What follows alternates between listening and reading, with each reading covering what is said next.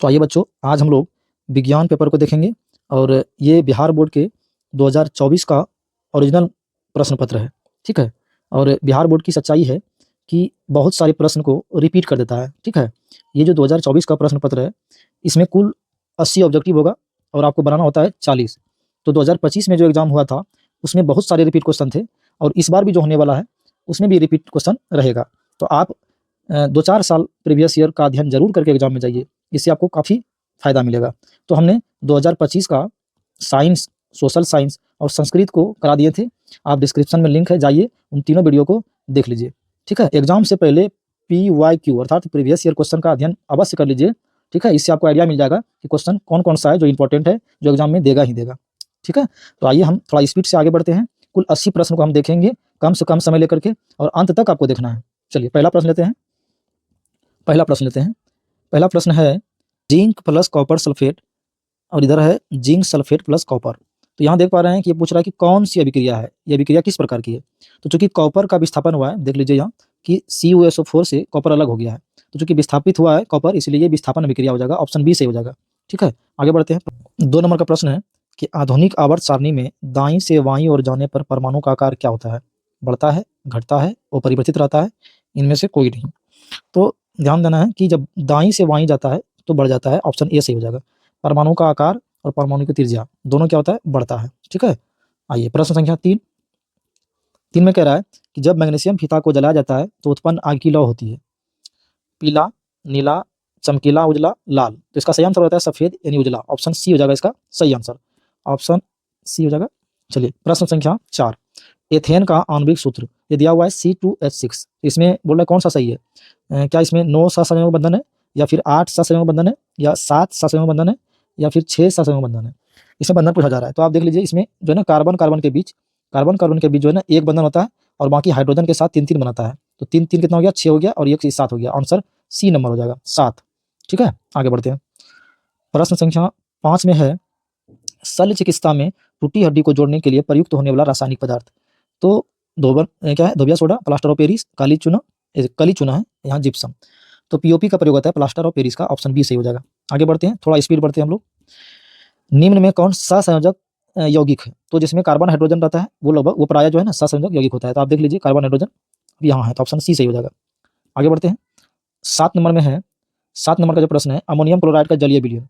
Ammonium chloride का जलीय विलयन क्या होता है। यहाँ ऑप्शन है उदासीन, अम्लीय, क्षारीय, इनमें से कोई नहीं। इसका सही आंसर हो जाएगा अम्लीय। क्या होता है, अम्लीय होता है। ऑप्शन बी सही हो जाएगा। अगला प्रश्न, प्रश्न संख्या 8 में क्या है, 8 में निम्नांकित में कौन सा विद्युत का सुचालक है। प्लास्टिक, आयोडीन, गंधक या ग्रेफाइट। तो आपको पता है कि ग्रेफाइट जो है वो विद्युत का सुचालक होता है। ठीक है। आगे बढ़ते हैं। 9 नंबर प्रश्न है मैग्नीशियम की परमाणु संख्या 12 है, इसकी संयोजकता क्या है। तो मैग्नीशियम के लिए आप ऐसे लिखते हैं, इसका जो इलेक्ट्रॉनिक विन्यास है 2-8-2 है ना, 2-8-10, 10-2 12। तो संयोजकता कितना हो जाएगा, 2। ऑप्शन बी सही हो जाएगा। आगे बढ़ते हैं। 10 नंबर का प्रश्न है निम्नांकित में किस धातु का विस्थापन उसके लवण के विलयन से लोहा द्वारा होता है। तांबा, सोडियम, कैल्शियम और मैग्नीशियम। तो इसका सही आंसर हो जाएगा ऑप्शन ए यानी तांबा। ठीक है। आगे बढ़ते हैं। एथिल अल्कोहल का व्यापारिक उत्पादन किस रासायनिक क्रिया द्वारा किया जाता है। उपचयन, अपचयन, किण्वन, भर्जन। इसका सही आंसर हो जाएगा किण्वन। Option C. आगे बढ़ते हैं। 11 नंबर का प्रश्न है कली चूना का रासायनिक सूत्र। कली चूना को बोलते हैं बिना बुझा हुआ चूना।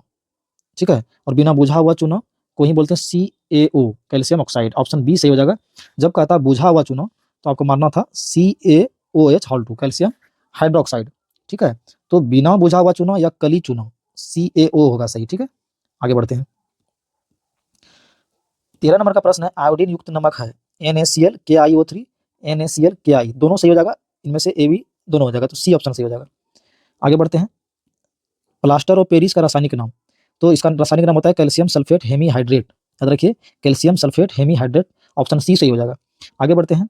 बोला कैथोड किरणों में क्या उपस्थित होते हैं। कैथोड जो है ना वो ऋण किरणें हैं, तो इसमें इलेक्ट्रॉन से हो जाएगा। कैथोड के लिए इलेक्ट्रॉन से हो जाएगा, अगर एनोड रहता तो फिर प्रोटॉन होता। ठीक है। ऑप्शन ए इसका सही हो जाएगा। चलिए 16 नंबर का प्रश्न है कवक में पोषण की कौन सी विधि है। संभोजी, मृतजीवी, स्वपोषी, इनमें से कोई नहीं। तो मृतजीवी हो जाएगा। ऑप्शन बी सही हो जाएगा। अगला प्रश्न है निम्नलिखित में नर युग्मक अंडाणु, शुक्राणु, गर्भाशय ये है मादा युग्मक ये हो जाएगा नर युग्मक, ऑप्शन बी सही हो जाएगा। ये भी है मादा युग्मक, ठीक है। ये ध्यान देना है कि एक प्रश्न रहता है कि नर युग्मक कौन है, मादा युग्मक कौन है। अगला प्रश्न 18 नंबर का है। 18 नंबर में परजीवी पौधा का एक उदाहरण, परजीवी जो दूसरे जीव पर रह के भोजन ग्रहण करता है, ठीक है। गोबर छत्ता, ब्रायोफिल्म, अमरबेल, चीड़। तो इसमें सही आंसर हो जाएगा अमरबेल, ठीक है, पीले रंग का होता है। अगला प्रश्न द्विखंडन पाया जाता है स्पंज में, हाइड्रा में, जीवाणु में, इनमें से कोई नहीं। तो द्विखंडन जो है ना वो अमीबा और पैरामीशियम में पाया जाता है और कुछ जीवाणुओं में पाया जाता है। ऑप्शन सी सही हो जाएगा, जीवाणुओं में। यहाँ अमीबा और पैरामीशियम नहीं है तो ऑप्शन हो जाएगा जीवाणु। अगला प्रश्न अग्नाशय से कौन सा हार्मोन स्रावित होता है? एपिनेफ्रिन, टेस्टोस्टेरोन, नॉरेपिनेफ्रिन और यहाँ इंसुलिन। ये इंपॉर्टेंट है, इंसुलिन, ठीक है, इंसुलिन हो जाएगा ऑप्शन डी। अगला प्रश्न 21 नंबर का प्रश्न है, निम्नलिखित में कौन रक्त का थक्का जमने के लिए उत्तरदायी है? रक्त विमाणु, श्वेत रक्त कोशिका, लाल रक्त कोशिका और इनमें से कोई नहीं। रोगाणुओं से लड़ने में जो है ना श्वेत रक्त कोशिका की भूमिका होता है और रक्त के थक्का जमाने में कौन उत्तरदायी होते हैं? रक्त विमाणु, ऑप्शन ए सही हो जाएगा। आगे बढ़ते हैं 22 नंबर का प्रश्न है, सजीव जीवधारियों द्वारा किस प्रकार की नाइट्रोजनी पदार्थ का उत्सर्जन होता है? ठीक है, तो उत्सर्जी पदार्थ के रूप में यूरिया, अमोनिया और यूरिक अम्ल, ये तीनों सही हो जाएगा, इसलिए इनमें से सही मानना है ऑप्शन डी। 23 नंबर है, किशोरावस्था में होने वाले शारीरिक परिवर्तन का क्या कारण है? ठीक है, कारण पूछा जा रहा है। तो टेस्टोस्टेरोन, थायरॉक्सिन, एस्ट्रोजन। नहीं, ये थायरॉक्सिन नहीं होगा, ऑप्शन ए और सी दोनों सही हो जाएगा। ये जो है टेस्टोस्टेरोन, ये हार्मोन है, नर जनन हार्मोन है और ये मादा जनन हार्मोन है, इसलिए ये दोनों सही हो जाएगा। ए और सी ऑप्शन डी में दिया हुआ है, डी सही हो जाएगा। आगे बढ़ना है, शरीर का संतुलन बनाए रखता है क्रेनियम, क्रेनियम, सेरिब्रम, सेरिबेलम और मस्तिष्क स्टेम, ये सही हो जाएगा ऑप्शन सी, ठीक है। अगला प्रश्न खड़िया का रासायनिक सूत्र दिया हुआ है MgCO3 Na2CO3 CaCO3 MgHCO3 तो खड़िया को ही जो है ना संगमरमर या फिर बोलिए उसको कैल्शियम कार्बोनेट, ऑप्शन सी इसका सही हो जाएगा, ठीक है। अगर आपको बोलेगा संगमरमर का फॉर्मूला तो यही हो जाता है कैल्शियम कार्बोनेट CaCO3। आगे बढ़ते हैं, निम्नलिखित में कौन सी धातु सर्वाधिक तन्य है? सर्वाधिक तन्य धातु कहे तो सोना बताना है, सोना। विद्युत का सबसे अधिक चालक बोले तो चांदी बताना है। सोना से प्रश्न आता है कि 1 ग्राम सोना में कितने किलोमीटर तार निकाला जाता है? याद रखिए 2 किलोमीटर, ये भी पूछा गया है, ठीक है। आगे बढ़ते हैं, अगला प्रश्न है, पेंटेन जिसका सूत्र जो है ना अनुसूत्र दिया हुआ है C5H10, इसके कितने संरचनात्मक समावयवी संभव है? ऑप्शन 2 है, 3 है, 4 है, 5 है। तो इसमें सही आंसर हो जाएगा आपका 3, यानी ऑप्शन बी सही हो जाएगा आपका, ठीक है। आगे बढ़ते हैं, 28 नंबर में है, ये अभिक्रियाशील समूह जो दिया हुआ है कि इसको क्या कहते हैं? एल्डिहाइड समूह, ईथर समूह, एल्कोहल समूह, कार्बोनिल समूह। तो ऑप्शन डी सही हो जाएगा कार्बोनिल समूह। 28 नंबर के बाद हम 29 नंबर की ओर आते हैं। प्रश्न है कि कोई धातु ऑक्सीजन के साथ अभिक्रिया कर उच्च गलनांक वाला यौगिक बनाता है, यह यौगिक जल में विलेय है, तो वह तत्व निम्नलिखित तत्वों में कौन हो सकता है? तो इसका सही आंसर हो जाएगा कैल्शियम, ऑप्शन सी हो जाएगा इसका सही आंसर। आगे बढ़ते हैं, अगला प्रश्न है, मैलेचाइट किस धातु का अयस्क है? ठीक है, इसको मैलेकाइट भी कहा जाता है, लिखा हुआ है मैलाचाइट किस धातु का अयस्क है? तो आपको पता है कि ये तांबा यानी कॉपर का अयस्क है, ऑप्शन बी इसका सही हो जाएगा। अगला प्रश्न है कि लोहे पर जिंक परत लेपित करने की क्रिया को क्या कहते हैं? तो इसी को बोलते हैं जस्तीकरण या फिर गैल्वेनाइजेशन या गैल्वेनीकरण, ऑप्शन डी इसका सही हो जाएगा। बहुत बार रिपीट हुआ है प्रश्न। प्रश्न संख्या 32 में है, सिरका में निम्न में से कौन सा अम्ल पाया जाता है? तो सिरका में एसिटिक अम्ल हो जाएगा, ऑप्शन ए सही हो जाएगा। फॉर्मिक अम्ल पूछेगा, फॉर्मिक अम्ल जो है वो किस में होता है? वो होता है चींटी के डंक में, ठीक है। और हमारा अमाशय जो है वो कौन सा अम्ल साबित करता है? हाइड्रोक्लोरिक अम्ल। आगे बढ़ते हैं, 33 नंबर, निकट दृष्टि दोष को निम्नलिखित में किस लेंस के द्वारा हटाया जाता है? निकट रहेगा तो आपको मानना है अवतल, ऑप्शन सी। यहाँ से याद कर लीजिए, निकट के लिए अवतल, दूर के लिए उत्तल, ठीक। आगे बढ़ते हैं, 34 नंबर, बोल रहा है नेत्र में प्रवेश करने वाली प्रकाश किरणों का अधिकांश अववर्तन होता है। अधिकांश जो अववर्तन वाली बात है वो कर्निया से होता है, कर्निया दृष्टिपटल, ऑप्शन सी इसका सही हो जाएगा, दृष्टिपटल के बाहरी पृष्ठ पर, ऑप्शन सी इसका सही आंसर हो जाएगा। आगे बढ़ते हैं, प्रश्न संख्या 35, यहाँ बोल रहा है कि निम्नलिखित में कौन लेंस की क्षमता का मात्रक है? इसका मात्रक होता है डायोप्टर। क्या होता है? डायोप्टर, ठीक है। प्रति मीटर भी होता है, याद रखिए प्रति मीटर भी होता है, तो यहाँ पे ऑप्शन दिया हुआ है डायोप्टर। अगला प्रश्न 36 नंबर का जो प्रश्न है, मानव नेत्र में किस प्रकार का लेंस है? उत्तल लेंस, ऑप्शन ए सही हो जाएगा। आगे बढ़ते हैं, हजामत के लिए किस दर्पण का उपयोग? अवतल दर्पण का। कौन दर्पण का? अवतल दर्पण का। अवतल दर्पण के बारे में पूछेगा, परमाणु भट्टी, सौर भट्टी, हेडलाइट, ये सब हो जाएगा अवतल।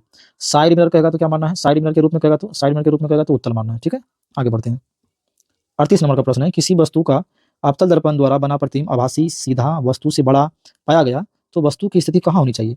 तो आपको पता है कि जब अवतल दर्पण में फोकस और ध्रुव के बीच में वस्तु रहता है तो उसका जो प्रतिबिंब है वो काल्पनिक बनता है, पीछे बनता है। ठीक है, ध्रुव और फोकस के बीच। तो इसमें ऑप्शन हो जाएगा ध्रुव और फोकस के बीच, ऑप्शन डी इसका सही आंसर हो जाएगा।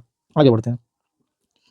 प्रश्न संख्या 39, प्रकाश की किरण को मोड़ने की क्षमता को क्या कहते हैं? तो लेंस की क्षमता का व्युत्क्रम, लेंस की समंजन क्षमता नहीं होगा, ऑप्शन हो जाएगा ए लेंस की क्षमता, ऑप्शन ए सही हो जाएगा। आगे बढ़ते हैं। 40 नंबर का प्रश्न है, अवतल लेंस द्वारा प्राप्त प्रतिबिंब छोटा, सीधा, आभासी, इसमें से सभी हो जाएगा, ऑप्शन डी सही होगा। 41 नंबर का जो प्रश्न है वह लेटेक्स पाया जाता है चीड़ में, गुलाब में, कनेर में, आम में। तो ऑप्शन के हिसाब से इसमें आपका सी नंबर सही हो जाएगा, कनेर में, ऑप्शन सी हो जाएगा। आगे बढ़ते हैं। अगला प्रश्न है, एंड्रोजेंस स्रावित होता है अंडाशय द्वारा, वृषण द्वारा, ग्रहणी द्वारा, अमाशय द्वारा। सही आंसर हो जाएगा अंडाशय द्वारा, ऑप्शन ए। ठीक है, आगे बढ़ते हैं। अगला प्रश्न है, वर्तिका भाग है, सॉरी क्या है अगला प्रश्न? वर्तिका भाग है किसका? तंतु का, जयांग का, अंडाशय का, पुंकेसर का। ध्यान दीजिए, वर्तिका और वर्तिकाग्र और अंडाशय ये तीनों जो है ना ये जयांग का भाग है, ऑप्शन बी इसका सही आंसर हो जाएगा। 44 नंबर का प्रश्न है, ग्रहणी किसका भाग है? ठीक है, ग्रहणी भाग है मुख गुहा का, अमाशय का, बड़ी आंत का, छोटी आंत का। इसका आंसर हो जाएगा छोटी आंत का जो भाग है वो ग्रहणी है। ठीक है, अगला प्रश्न है, मनुष्य में नासिका छिद्र, लैरिस, ट्रैकिया और फेफड़ा ये मिलकर क्या बनाता है? उत्सर्जन तंत्र, जनन तंत्र, पाचन तंत्र, श्वसन तंत्र। तो इसका सही आंसर हो जाएगा श्वसन तंत्र। ठीक है, चलिए अगला प्रश्न है 46 नंबर, पादप में जाइलम उत्तरदायित्व है, जाइलम कहे तो जल का वाहन में, ऑप्शन सी से हो जाएगा। फ्लोएम कहेगा तो भोजन के वाहन में। जिब्रेलिन्स है पादप हार्मोन, एंजाइम, कार्बोहाइड्रेट, वसा। पादप हार्मोन जिब्रेलिन्स। ठीक है, चलिए अगला प्रश्न, पत्तियों का मुरझाना किस पादप हार्मोन के कारण होता है? एथिलीन, एब्सिसिकम, यहाँ क्या है, साइटोकाइनिन, ऑक्सिन, ये सब क्या है? पादप हार्मोन है। पादप हार्मोन 5 है लगभग, सब इंपॉर्टेंट है, सबको देख लेना एक बार, ये प्रश्न जरूर आता है। तो यहाँ हो जाएगा एब्सिसिक अम्ल, ऑप्शन बी इसका सही आंसर हो जाएगा। 49 नंबर का प्रश्न है, फोकस दूरी 20 सेंटीमीटर के अवतल दर्पण की वक्रता त्रिज्या जो है फोकस दूरी की क्या होता है? दुगुना होता है। तो 20 को 2 से गुना करेंगे 40, ऑप्शन सी से हो जाएगा। 50 नंबर की ओर बढ़ते हैं। 50 में है, कांच की एक समांतर पट्टिका पर श्वेत किरण तिरछी आपतित होती है, निम्नलिखित में प्रथम आवर्तन के साथ घटित होगा। जब समांतर पट्टिका रहे तो वहां पे अगर तिरछी आपतित किरण होगा तो सबसे पहले क्या होगा? सबसे पहले यहाँ बोला क्या होगा? विचलन, पूर्ण परावर्तन, पूर्ण परावर्तन नहीं होगा, वर्ण विक्षेपण या विचलन मार सकते हैं। तो इसमें से आप ए के साथ जाएंगे, विचलन। ठीक है, सबसे पहले क्या होगा? सबसे पहले विचलन का ही काम होगा, विचलित हो जाएगी किरणें, थोड़ा सा मूल पर से क्या हो जाएगी? विचलित हो जाएगी, ऑप्शन ए हो जाएगा इसका सही आंसर। ठीक है, अगला प्रश्न 51 नंबर में है कि घरेलू विद्युत परिपथ में उदासीन तार का रंग कैसा होता है? उदासीन का रंग होता है काला, ऑप्शन सी से हो जाएगा। अगला प्रश्न है, किस युक्ति में विभक्त वलय कहे तो विद्युत मोटर मारना है, ऑप्शन ए सही हो जाएगा। और यह दिक् परिवर्तक का कार्य करता है, ये भी पूछा जाएगा। विभक्त वलय किसका कार्य करता है? दिक् परिवर्तक का, किसमें? विद्युत मोटर में। अगला प्रश्न है, सौर ऊर्जा को सीधे किसमें? विद्युत ऊर्जा में बदलने वाली युक्ति। तो सौर लगा हुआ है तो सौर से हो जाएगा, ऑप्शन सी से हो जाएगा। अगला नंबर 54 में है कि एक विद्युत बल्ब के तंतु का प्रतिरोध कितना है? 1200 ओम और वोल्टेज दिया हुआ कितना? 220 वोल्ट। तो बोल रहा है कितनी धारा? तो धारा मतलब आई बराबर क्या हो जाएगा फॉर्मूला? V/R। तो आप जब भाग देंगे 220 में किससे? 1200 से। ठीक है, तो ये काट उठ के कितना आ जाएगा? पॉइंट में आ जाएगा, और ये 12 नहीं होगा, 2.8 भी नहीं होगा, ये नहीं होगा। आप भाग जब देंगे तो पता चलेगा 0.18 एम्पियर होता है, ऑप्शन डी से हो जाएगा। ठीक है, ओम का नियम से I बराबर V/R हम लगा करके निकाल लेंगे। 55 नंबर का जो प्रश्न है वो है कि एक सेल का विद्युत वाहक बल दिया हुआ है 1.5 भी, और ये 1 कूलम आवेश गुजरने पर कार्य मतलब W, और W बराबर फॉर्मूला होता है V इंटू क्यू। तो V कितना है आपका? 1.5, क्यू कितना है? 1। गुना करने के बाद कितना आएगा? 1.5 ही आएगा। तो कार्य का मतलब जूल होता है, इसलिए ये वाला टिक करना है, यहाँ भी लगा हुआ है। ठीक है, गलत हो जाएगा, ऑप्शन सी से हो जाएगा। 56 नंबर का प्रश्न है, इंद्रधनुष रंगीन क्यों होते हैं? तो ऑप्शन है, जल कण द्वारा श्वेत प्रकाश के वन विक्षेपण के कारण, जल कण द्वारा अवशोषण नहीं होगा, वायु द्वारा श्वेत प्रकाश के वन नहीं, वायु कहाँ से आया है ना, इसमें सही आंसर क्या हो जाएगा? जल के कण द्वारा श्वेत प्रकाश के वन विक्षेपण, ऑप्शन ए सही हो जाएगा। 57 नंबर का प्रश्न है, वायु का निरपेक्ष अपवर्तन वास्तव में होता है 1 से कम, 1 के बराबर, 1 से अधिक। तो निरपेक्ष अपवर्तनांक वास्तव में होता है। सही आंसर हो जाएगा इसका 1 से अधिक, ऑप्शन बी से हो जाएगा। ठीक है, आगे बढ़ते हैं।